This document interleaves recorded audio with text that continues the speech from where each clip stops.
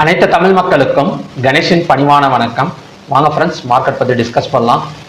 இன்னைக்கு நினச்ச மாதிரி ஒரு ஓப்பனிங் நடந்தது அப்படிங்கிற மாதிரி சொல்லலாம். ஏன்னா எஸ்டர்டேவே ஆர்பிஐ ஒரு சில ரூல்ஸ் அதாவது ஃபாரெக்ஸ் ஸ்டாக் ஸ்பெசிலிட்டி கொண்டு வந்திருந்தாங்க. ஸோ அதை பேஸ் பண்ணி பேங்க் நிஃப்டியெல்லாம் பார்த்தீங்க அப்படின்னா நல்ல ஒரு பாசிட்டிவ், அதாவது ஓப்பன் ஆன இடத்துல இருந்து நமக்கு ஒரு பாசிட்டிவ்க்கு போனது. அதே மாதிரி நிஃப்டி எடுத்துக்கலாம். ஸோ நிஃப்டிலையும் ஒரு ஹைவேட்டேஜ் ஸ்டாக்ஸ் நியூஸ்னால நமக்கு நிஃப்டியும் மேலே வந்தது. செகண்ட் ஹாஃப்ல மட்டும்தான் பார்த்தீங்க அப்படின்னா நமக்கு செல்லிங் ப்ரெஷர் கொடுத்துருக்கு. அதாவது காலையில இருந்து ஒரு கிட்டத்தட்ட ஒரு 55,529 வரைக்கும் போன பேங்க் நிஃப்டி ஸோ ஒரு 1:30 மணிக்கு மேலே பார்த்தீங்க அப்படின்னா நமக்கு இறங்க ஆரம்பிச்சிருக்கு. ஸோ நிஃப்டி அதே மாதிரி தான். ஸோ நிஃப்டி கிட்டத்தட்ட ஒரு 23,425 வரைக்கும் போயிட்டு ஒரு 200 பாயிண்ட்ஸ் பக்கம் நமக்கு கீழே இறங்கிட்டு இருக்கு. ஸோ இந்த செல்லிங் கண்டினியூஷன் ஆகிறதுக்கான சான்சஸ் இருக்கா? ஸோ எதனால ஏறினது, இப்போ எதனால இறங்கிட்டு இருக்கு, நாளைக்கு ஏதாவது ஒரு கேப் டவுன் ஃபார்ம் ஆகுமான்னு பார்க்கறதுக்கு முன்னாடி நாம நியூஸை பார்த்துட்டு வந்துடலாம். ஓகேங்களா? இன்னைக்கு இருக்கிற நியூஸ், இப்போ மார்னிங்ல ரிலையன்ஸ் ஒரு 2% பக்கம் நமக்கு ஒரு ரேலி கொடுத்துருந்தது. ஸோ இதுக்கு மெயின் ரீசன் என்ன அப்படின்னா, ரிலையன்ஸ் அண்ட் மெட்டா இது ரெண்டுமே என்ன பண்ணியிருக்காங்க அப்படின்னா குஜராத்ல ஒரு ஏஐ சென்டர் ஓப்பன் பண்ண போறாங்க. ஓகேங்களா? ஸோ மெட்டாவும் நல்ல கம்பெனி தான், ரிலையன்ஸும் பார்த்தீங்க அப்படின்னா ஹைவேட்டேஜ் ஸ்டாக்ஸ் அதுவும் நல்ல கம்பெனி தான். இவங்க ரெண்டு பேர் சேர்ந்து ஒரு ஏஐ சென்டர் குஜராத்ல ஸ்டார்ட் பண்ண போறாங்க. எந்த இடத்துலனா ஜாம் நகர் அப்படிங்கிற ஒரு இடத்துல. ஸோ இதுல என்ன சொல்லியிருக்காங்க அப்படின்னா 168 மெகாவாட் ஏஐ ரெடி ஃபார் இன் குஜராத் அப்படிங்கிற மாதிரி சொல்லியிருக்காங்க. ஓகேங்களா? ஸோ இது ரிலையன்ஸுக்கு ஒரு பாசிட்டிவ் நியூஸ் மாதிரி ரிலையன்ஸ்ல கிட்டத்தட்ட ஒரு 2%க்கு மேல நமக்கு மேலே வந்துட்டு இருக்கு அப்படிங்கிற மாதிரி சொல்லலாம். ஸோ ரிலையன்ஸ் கண்டினியூஸா இன்னொரு 1 or 2 days மட்டும் நம்ம கொஞ்சம் பை சைடு எக்ஸ்பெக்ட் பண்ணலாம் இந்த நியூஸ் படி. ஓகேங்களா? நெக்ஸ்ட் நமக்கு என்னதான் மார்க்கெட் மேலே ஏறினாலுமே, அதாவது ஆர்பிஐ நிறைய ரூல்ஸ் கொண்டு வந்தாலுமே சரி, இல்லை ஹைவேட்டர் ஸ்டாக்ஸ்ல ஏதாவது ஒரு நியூஸ் வந்தாலுமே சரி, கொஞ்ச நேரத்துக்கு மட்டும்தான் ஸோ அதோட இம்பாக்ட் இருக்கு. அதுக்கப்புறம் ஆட்டோமேட்டிக்கா எங்க வந்துருது அப்படின்னா இந்த வாருக்கு வந்துருது. அதாவது யுஎஸ் இஸ்ரேல் ஈரான் கான்ஃபிளிக்ட், இந்த வாருக்கு ஆட்டோமேட்டிக்கா மார்க்கெட் வந்துருது. ஸோ இன்னைக்கு வார் ரொம்ப தீவிரமா இருக்கு அப்படிங்கிற மாதிரி நியூஸஸ் வந்துட்டு இருக்கு. அதில் மெயினாக ஸ்ட்ரெயிட் ஆஃப் ஹார்மஸுக்கு பக்கத்திலே பார்த்தீங்க அப்படின்னா ஷிப்பிங் ரூட்ல ஸோ நிறைய பிரச்சனைகள், குண்டு வெடிப்புகள் நடந்துட்டு இருக்கு அப்படிங்கிற மாதிரி சொல்றாங்க. அது மட்டும் இல்லாம யுஎஸோட ஹெலிகாப்டர் ஈரான் கிராஷ் பண்ணிருக்கு. அதாவது யுஎஸ் அப்பாச்சி ஹெலிகாப்டரை ஈரான் கிராஷ் பண்ணிருக்கு. ஸோ அதுக்கு பதிலடியா பார்த்தீங்க அப்படின்னா யுஎஸ் ஈரானோட ரேடார் அண்ட் ஏர் டிஃபென்ஸை தாக்கியிருக்கு அப்படின்னு சொல்றாங்க. நெக்ஸ்ட் ஈரான்ஸோட கவுண்டர் ஃபிட், அதாவது ஈரான் அதுக்கு பதிலடியா என்ன பண்ணிருக்குன்னா யுஎஸ் மிலிட்ரியை எந்த இடத்துல பேஸ் பண்ணியிருக்கு, பஹ்ரைன், ஜார்டான் அண்ட் குவைத்தை பேஸ் பண்ணிட்டு இருக்கிற யுஎஸ் மிலிட்ரியில தாக்குதல் நடந்திருக்கு. அப்புறம் கொஷம் ஐலாண்ட் அப்படிங்கிற ஒரு இடத்துல பாத்தீங்க அப்படின்னா ஸோ பாம் வெடிச்சிருக்கு அப்படிங்கிற மாதிரி சொல்றாங்க. நெக்ஸ்ட் இஸ்ரேல் லெபனான் பார்டர்லயும் பாத்தீங்க அப்படின்னா டென்ஷன்ஸ் அதிகரிச்சிருக்கு. அதாவது இத்தனை நாள்ல அந்தந்த கொஞ்சம் கொஞ்சமா தான் ஸ்ட்ரைக்ஸ் நடந்துட்டு இருந்தது. ஸோ இன்னைக்கு பாத்தீங்க அப்படின்னா ஸோ மொத்தமாவே ஒரு பெரிய ஃபைட்டிங் மாதிரி போயிட்டு இருக்கு அப்படிங்கிற மாதிரி சொல்லலாம். ஸோ இதன் மூலியமா என்னங்க நடக்கும் அப்படின்னா சீஸ் ஃபயர் அண்டர் ப்ரெஷர், அதாவது பேச்சுவார்த்தைக்கு, அதாவது போர் நிறுத்தத்துக்கு பாசிபிலிட்டி இல்லை அப்படிங்கிற மாதிரி தான். ஸோ இத்தனை தாக்குதலும் நமக்கு என்ன சொல்லுது அப்படின்னா இப்போதைக்கு பேச்சுவார்த்தைக்கு பாசிபிலிட்டி இல்லை அப்படிங்கிற மாதிரி தான் நமக்கு சொல்லுது.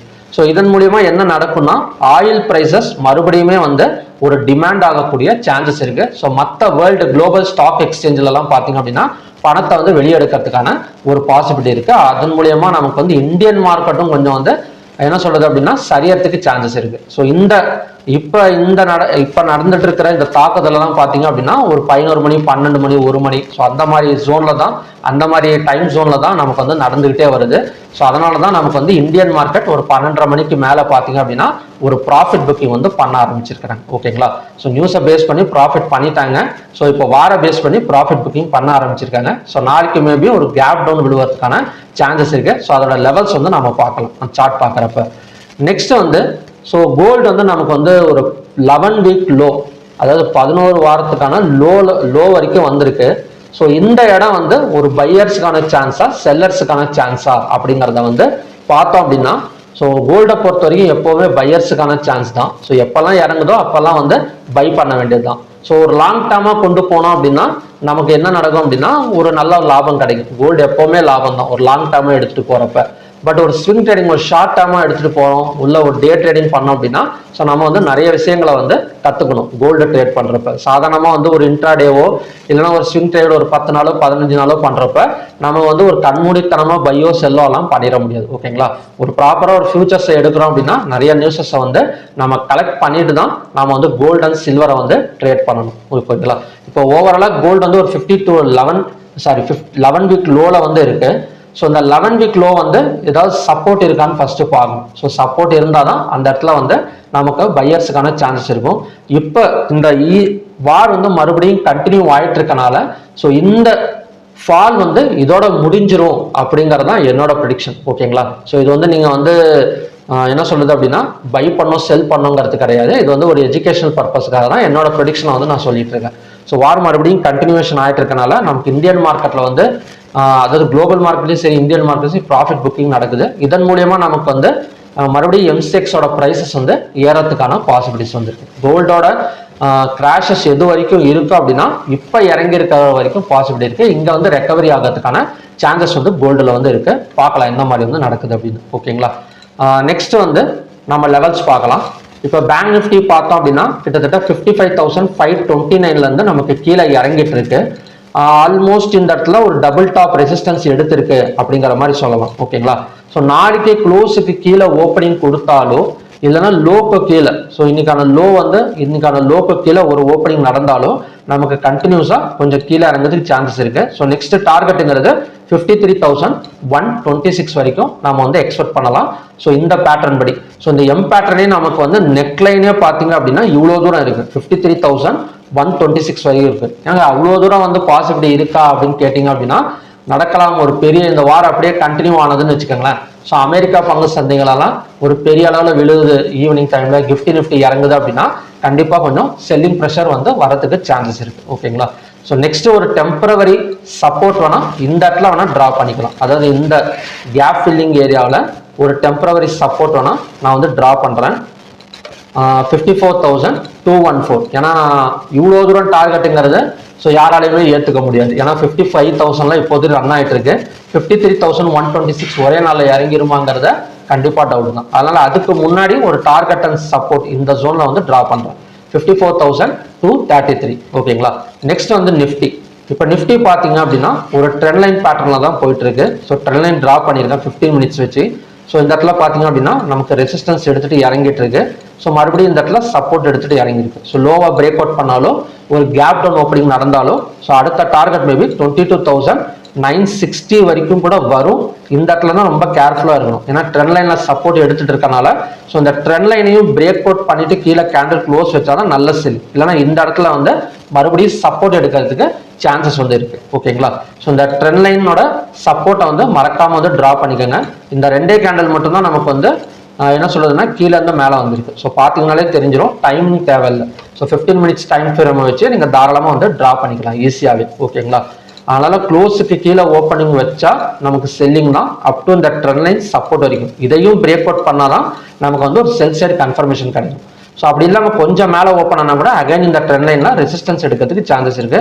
ஸோ மேக்ஸிமம் இந்த பேட்டர்னுக்குள்ளார நமக்கு வந்து போயிட்டு வரதுக்கான ஒரு பாசிபிலிட்டிஸ் வந்து நிஃப்டி வந்து எதிர்பார்க்கலாம். ஸோ இதையும் பிரேக் அவுட் பண்ணாதான் நமக்கு வந்து செல் சைடு கன்ஃபர்மேஷன். நெக்ஸ்ட் வந்து சென்செக்ஸ். ஸோ சென்செக்ஸ் பார்த்தீங்கன்னா கூட சேம் அதே கண்டிஷன் தான்.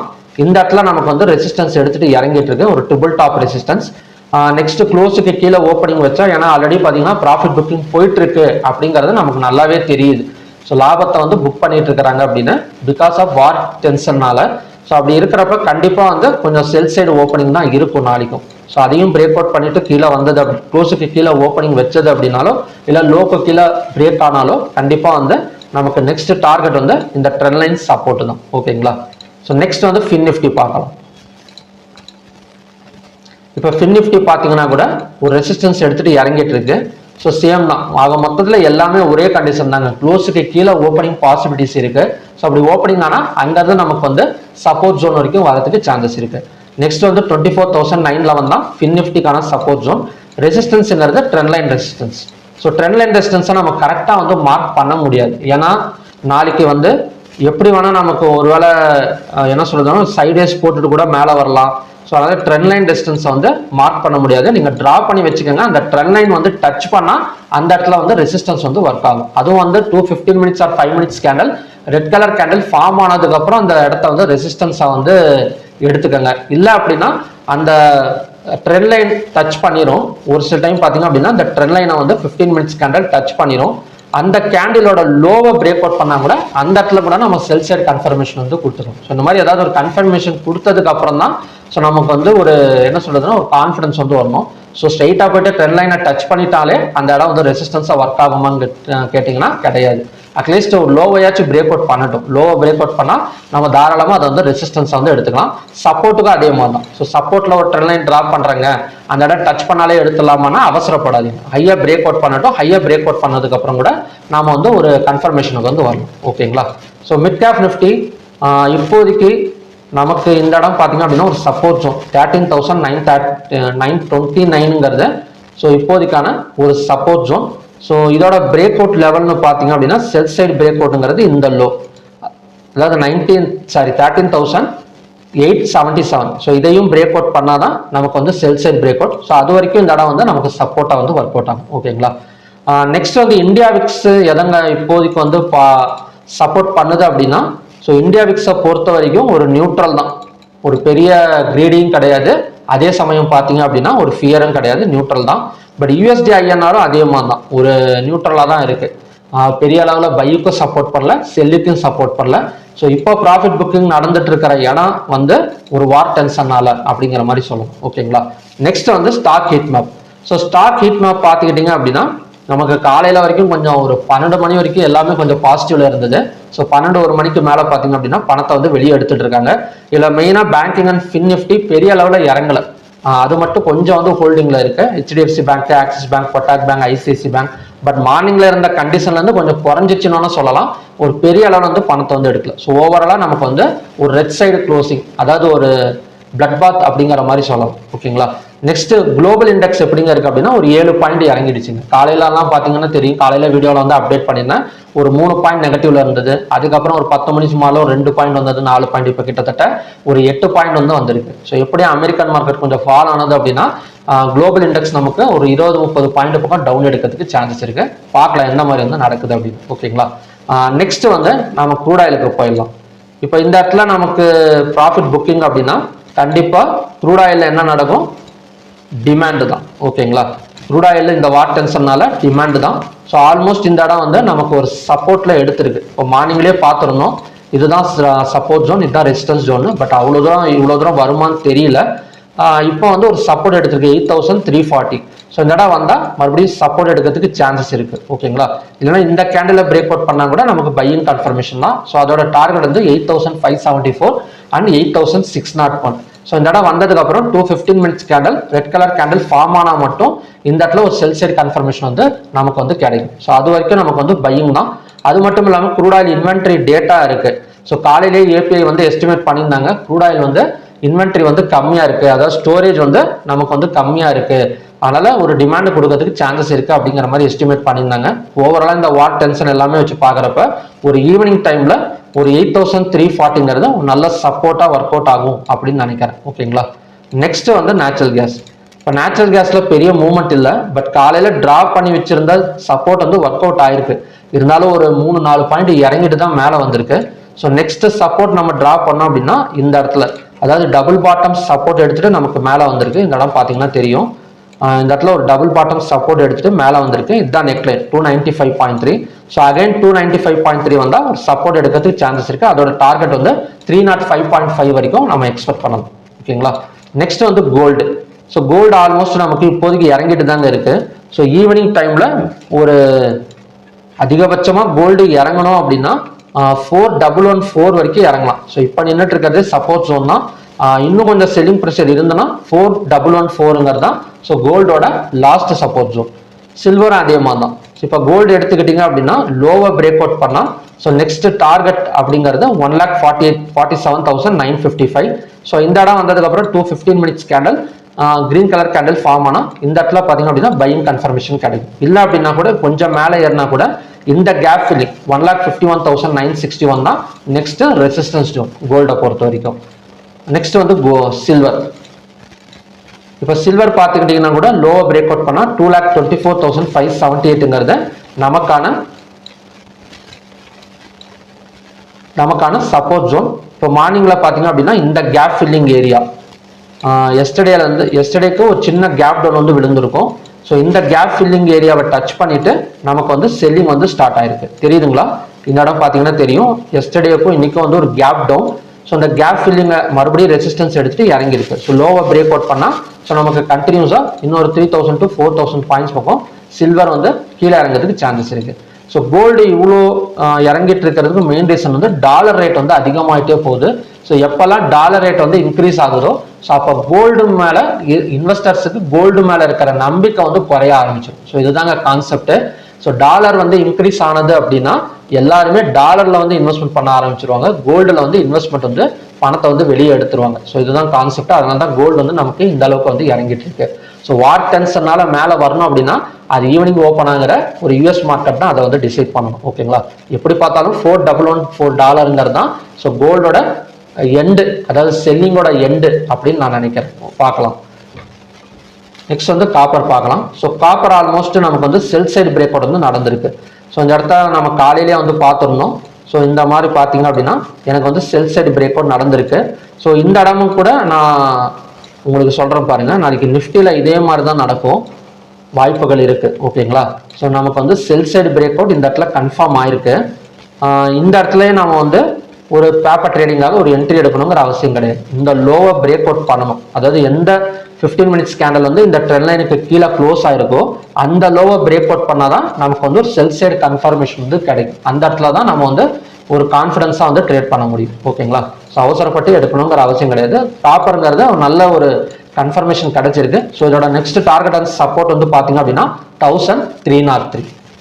ஸோ ஓகே ஃப்ரெண்ட்ஸ், இதான் பார்த்தீங்கன்னா எம்சிஎக்ஸோட ஈவினிங் கண்டிஷன்ஸ். ஸோ நான் மார்னிங்லேயும் பார்த்தீங்க அப்படின்னா எம்சிஎக்ஸோட லெவல்ஸ் வந்து மார்னிங்கும் நான் அப்டேட் பண்ணுறேன். ஸோ மறக்காமல் அதுவுமே வாட்ச் பண்ணுங்கள், ரொம்ப யூஸ்ஃபுல்லாக இருக்கும். ஸோ ஓகே ஃப்ரெண்ட்ஸ், பார்க்கலாம். ஸோ நிஃப்டி வந்து ஆல்மோஸ்ட் நமக்கு 23,425லேருந்து 23,190 கிட்டத்தட்ட ஒரு 225 பாயிண்ட்ஸ் பக்கம் ப்ராஃபிட் புக்கிங் நடந்திருக்கு. ஸோ பார்க்கலாம் நாளைக்கு எப்படி வந்து ஓப்பன் ஆகுது அப்படின்னு. மறுபடியுமே பார்த்தீங்க அப்படின்னா இன்னும் நல்ல ப்ரிடிக்ஷன் வீடியோட நான் உங்களை மீட் பண்ணுறேன். Thank you very much.